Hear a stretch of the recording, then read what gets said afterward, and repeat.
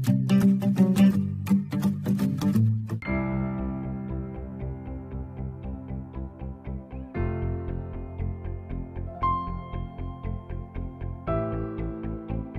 Hello నమస్తే అండి, welcome back to వంటశాల. నేను మీ విజయని. ఈరోజు మన వంటశాల ఏంటంటే పనసగింజల కూర వండుతున్నాను. ఉత్తి పనసగింజలే కాదండి, దాని కాంబినేషన్గా కోడిగుడ్లు పనసగింజలు అనమాట ఉండేది.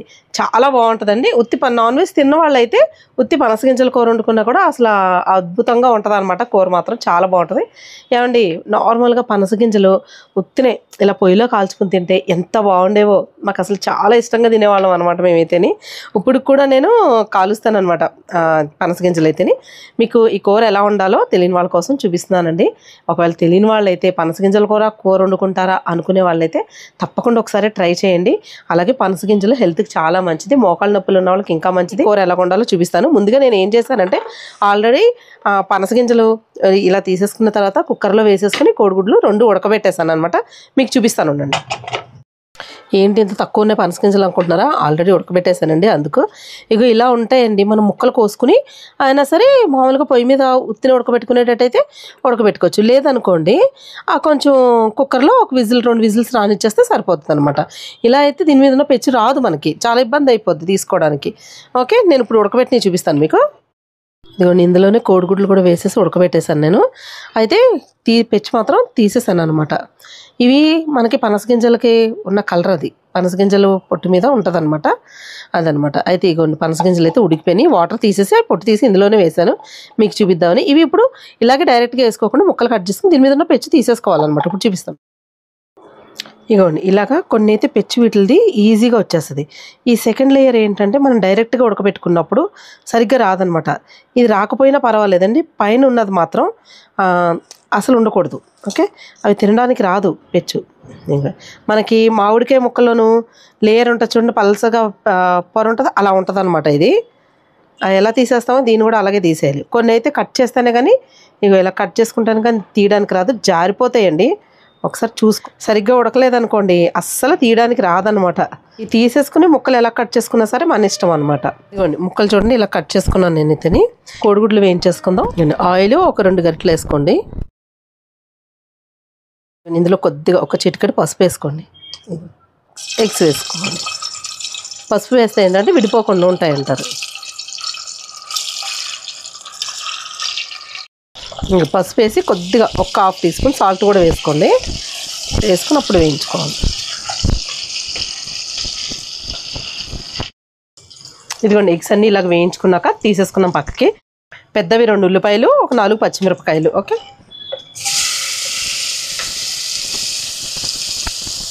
గ్రేవీ ఎక్కువ కావాలంటే ఇలాగా వేసుకోండి, లేదంటే కొంచెం 1 ఉల్లిపాయ తగ్గించుకోండి. పెద్దవి అయితే 2 అండి, బాగా పెద్ద ఉల్లిపాయలు వస్తున్నాయి ఇప్పుడు, చిన్నవి కాకుండాను. ఒక్కొక్కటి ఇంత ఉంటుంది. అది 1.5 కోద్దామంటే మళ్ళీ సగం ముక్క ఎక్కడ పెట్టాలి, అలా అయిపోతుంది అనమాట. 1 స్పూను ఉప్పు అనమాట, అంటే 1 చిన్న స్పూన్ అండి. మీరు రుచికి తగ్గట్టుగా చూసుకుని వేసుకోండి ఉప్పు. ఓకే, బాగా వేగనిద్దాం.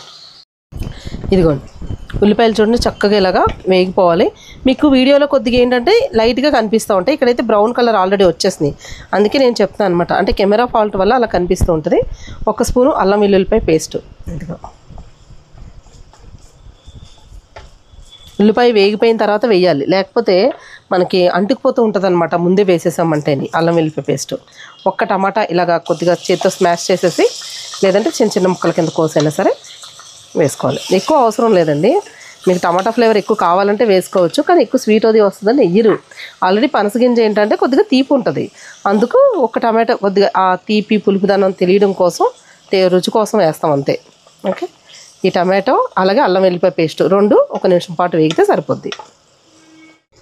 ఈ అల్లం వెల్లిపాయ పేస్ట్ 1 నిమిషం పాటు ఇలా వేగిపోయిన తర్వాత మనం పనసగింజలు ఉడకబెట్టుకుని పొట్టు వలిచేసి పెట్టుకున్నాం కదా, ఆ ముక్కలు కూడా ఇందులో వేసుకోవాలి. అయితే బాగా ఎక్కువ ఉడికిపోయినాయి అనుకోండి అప్పుడు మాత్రం వేయకండి, ఎందుకంటే పేస్ట్ అయిపోతుంది మళ్ళీ. ఓకే, ఇలా కరెక్ట్గా ఉడికినప్పుడు మాత్రం వేసుకున్నామంటే, ఒకసారి ఉడికినాయి కాబట్టి కొంచెం ఒక వేగిందనుకోండి తర్వాత వాటర్ పోసినా కానీ ఆ టేస్ట్ బాగుంటుంది అనమాట. ఓకే, 1 నిమిషం పాటు వేయించుకోవాలి వీటితో పాటు.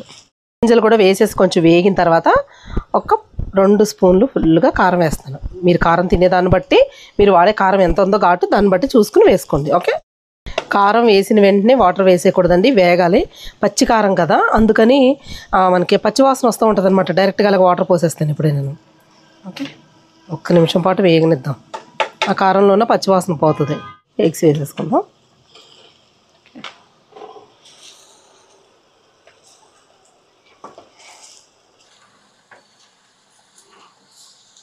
ఇదిగోండి, ఒక్క స్పూను గరం మసాలా వేసుకోండి.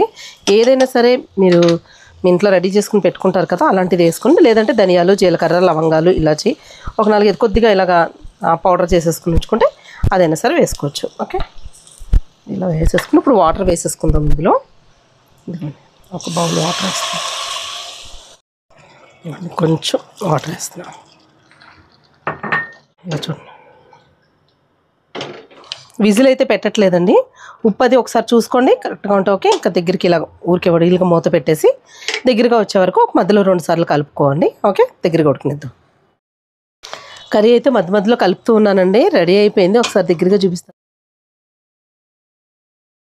కొద్దిగా కొత్తిమీర వేసేసి, కొంచెం ఎక్కువ వేసుకొని తగిలిండవండి కొత్తిమీర.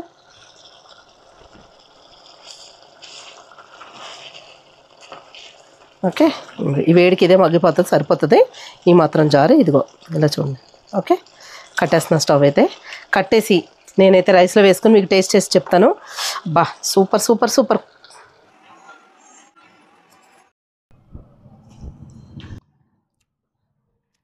పనసకాయ ముక్కలు, పనస గింజ ముక్కలు,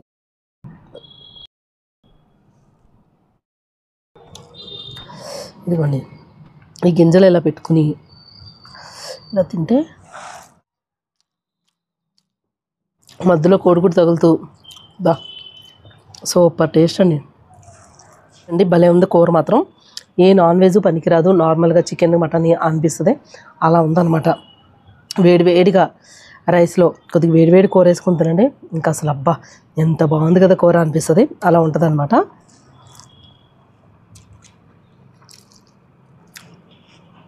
మనం తినడమే కాకుండా పిల్లలకు కూడా చిన్నప్పటి నుంచి అన్ని కూరలు అలవాటు చేయాలండి. మనం వంటశాలలో పికిల్స్ స్టార్ట్ చేసాం కదండి, మంచి రెస్పాండ్ అయితే ఉందండి. చాలా బాగుంది, చాలా బాగున్నాయి అంటున్నారు పచ్చళ్ళు అయితేనే.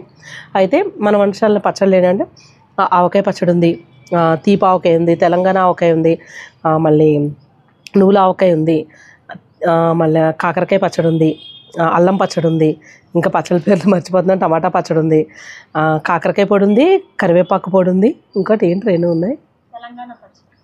తెలంగాణ పచ్చడి చెప్పిన వెజ్ నాన్ వెజ్ కూడా ఉన్నాయండి. మీకు ఎవరికైనా పచ్చళ్ళు కావాలంటే స్క్రీన్ మీద ఉన్న నెంబర్కి వాట్సాప్ మెసేజ్ చేయండి, లేదంటే కాల్ చేసి ఆర్డర్ పెట్టుకోండి, మాట్లాడే డీటెయిల్స్ తెలుసుకుని. ఓకేనా? ఈ వీడియో మీకు నచ్చిందా? నచ్చినట్లయితే మా ఛానల్ సబ్స్క్రైబ్ చేసుకోండి. సబ్స్క్రైబ్ చేసుకుని బెల్ ఐకాన్ క్లిక్ చేసి ఆల్ అనే ఆప్షన్ ఉంటుంది, అది కూడా క్లిక్ చేస్తారంటే మా వీడియోస్ అన్ని నోటిఫికేషన్ వస్తాయి. మరి ఇంకెందుకు ఆలస్యం, మళ్ళీ వచ్చే వీడియోలో ఒక మంచి రెసిపీతో పాటు మళ్ళీ కలుసుకుందాం. అంతవరకు సెలవు, బాయ్ బాయ్.